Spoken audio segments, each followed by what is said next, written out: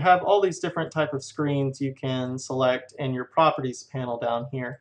But by default, we start out with the Add Modifier screen.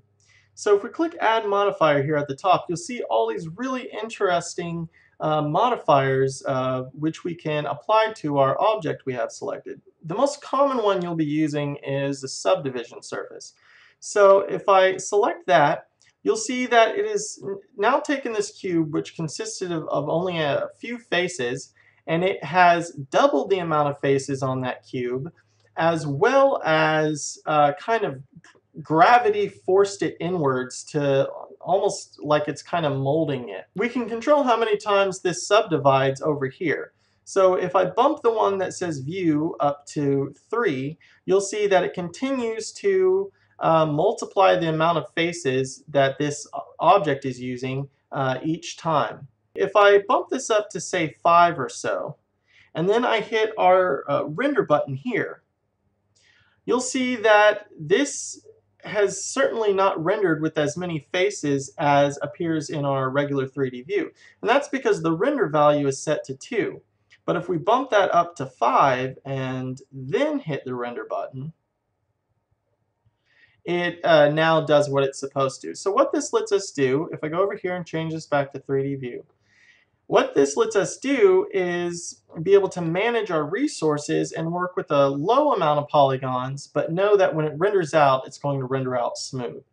But if I hit T and I scroll down here, we see this option for shading. We can change the shading from flat, which you see these each individual polygon extremely rigidly, to smooth, and that gives us smooth shading there, and we can change that back as we need, depending on what's going on.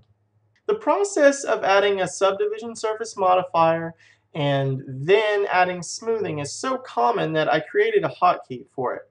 So if I double right click over here and add a cube, and I just hit W, hitting W adds a subdivision surface modifier and automatically smooth shading.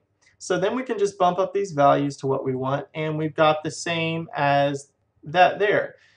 For instance, if I double right click over here and add a monkey shape and hit W, you see how that adds the subdivision surface modifier and the smoothing. With that selected, I'm going to also shift select this cube over here and press X to delete both of those.